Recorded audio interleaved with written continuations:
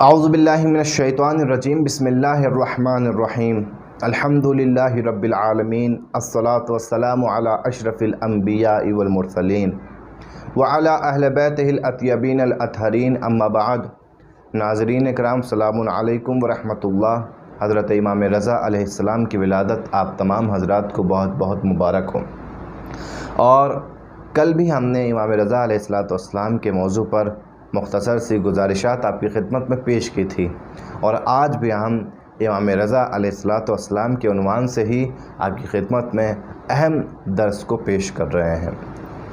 हर इमाम, चाहे इमाम अली अलैहिस्सलाम हो या इमाम रज़ा, अपने दौर में तमाम इंसानों से अफजल होते हैं। चाहे शुजाअत के लिहाज से देखा जाए, चाहे सब्र के लिहाज से देखा जाए, चाहे तक़वे के लिहाज से देखा जाए, चाहे इल्म के लिहाज से देखा जाए, हर लिहाज से इमाम अपने दौर के तमाम इंसानों से अफजल होता है। यानी कोई ऐसा नहीं होता कि जो इमाम से अफजल नज़र आए किसी भी मैदान में।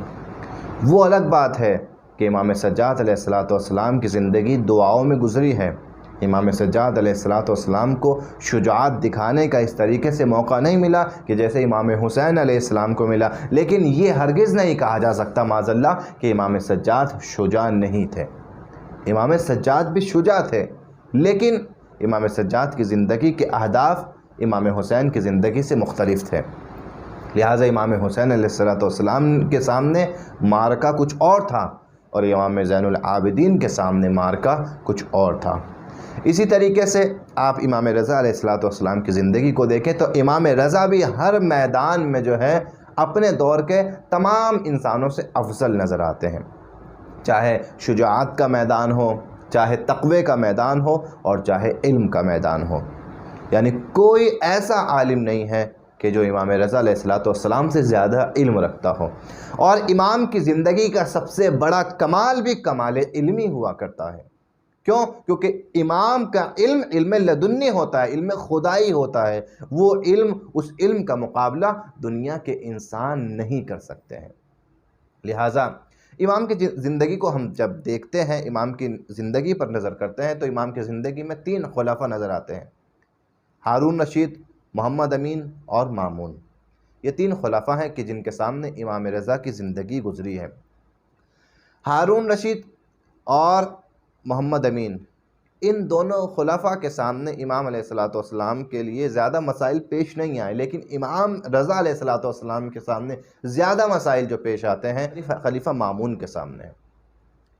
आखिरी खलीफा है कि जो मामून है, और मामून ने इमाम रज़ा को रुसवा करने के लिए कुछ मुनाजरे रखे थे, और दुनिया भर से तमाम मज़ाहिब के बड़े बड़े आलिमों को बुलवाया था कि ताकि वो आएँ और दरबार में इमाम रज़ा से मुनाजरा करें।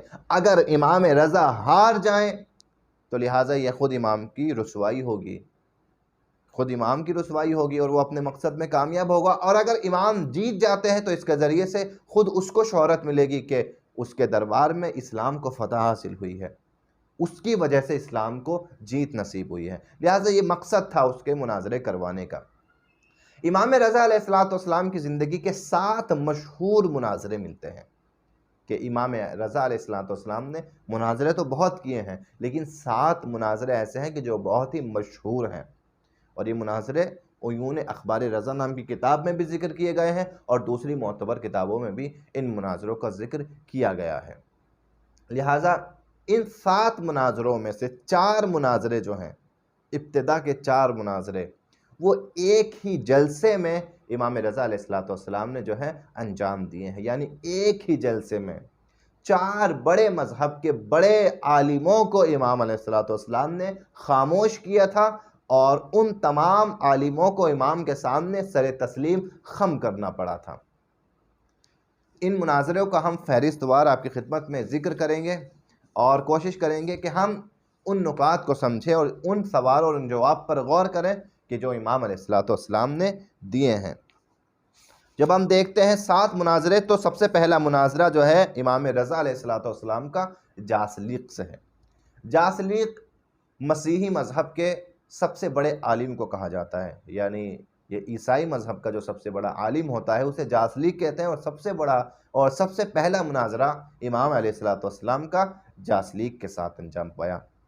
और उसी जलसे में दूसरा मुनाजरा इमाम का रासुल जालूत के साथ। रासुल जालूत कहते हैं यहूदी मज़हब के बड़े आलिम को। इसके बाद उसी जलसे में तीसरा मुनाजरा इमाम का हरबुज़ अकबर के साथ में अंजाम पाया, और हरबुज़ अकबर कहते हैं ज़रतुश्तियों के सबसे बड़े आलिम को। और इन तीन मुनाजरों के बाद चौथा मुनाजरा उसी जलसे में इमाम का इमरान स्वाबी के साथ में अंजाम पाया।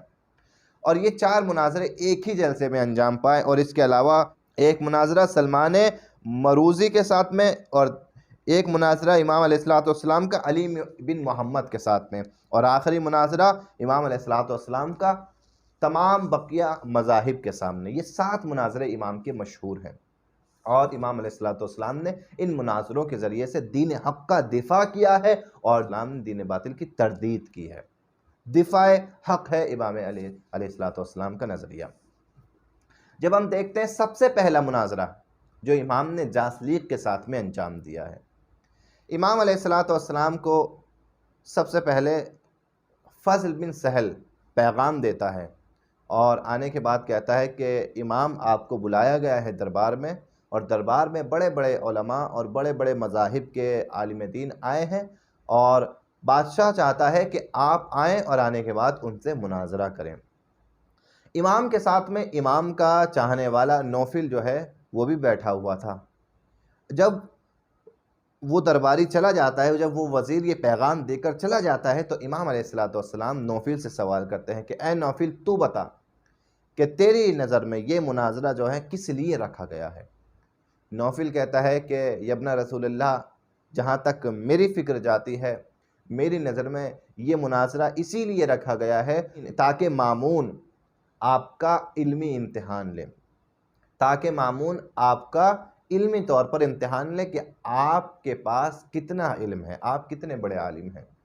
और उसका हदफ यह है कि वो चाहता है कि इस इम्तिहान के ज़रिए से अगर खुदा न खास्ता आप उन लोगों को जवाबात देने में कामयाब नहीं होते, आपको रुसवा करे, या अगर आप कामयाब हो जाते हैं जवाब देने में, तो अपनी जो है बड़ाई लोगों के सामने पेश करे कि उसके मुनाजरे के सबब इस्लाम जो है जीता है, इस्लाम ने फतह हासिल की है, और इस्लाम ने तमाम अदियान को जो है बातिल करार दिया है। इमाम अलैहिस्सलाम ने कहा कि तुम क्यों परेशान हो ए नौफिल? इमाम ने कहा, मौला मैं परेशान इसलिए हूँ कि जिन लोगों को बुलाया गया है वो बहुत ही कट्टर और हट धर्म फिक्र के लोग हैं। वो किसी की बात को कबूल नहीं करते और बेजा बहस करते हैं।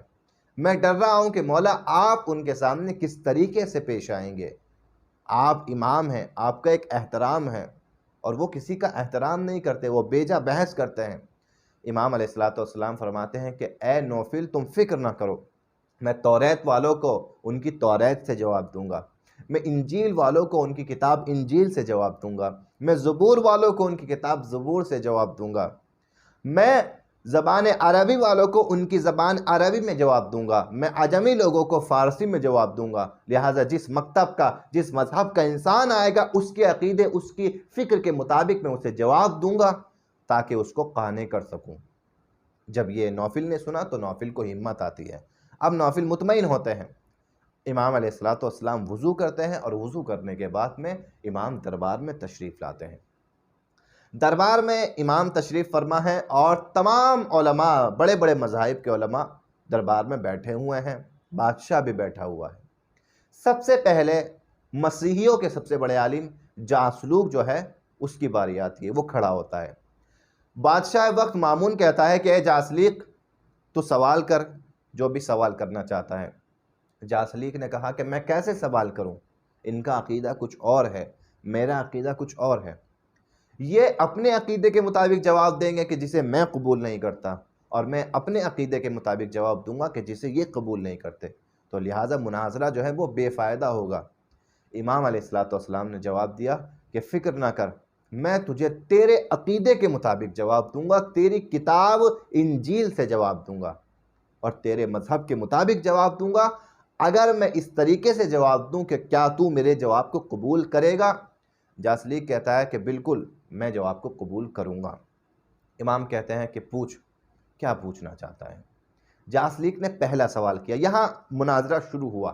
2 सवाल जासलीक ने किए और 2 सवाल इमाम अली रज़ा अलैहिस्सलाम ने किए।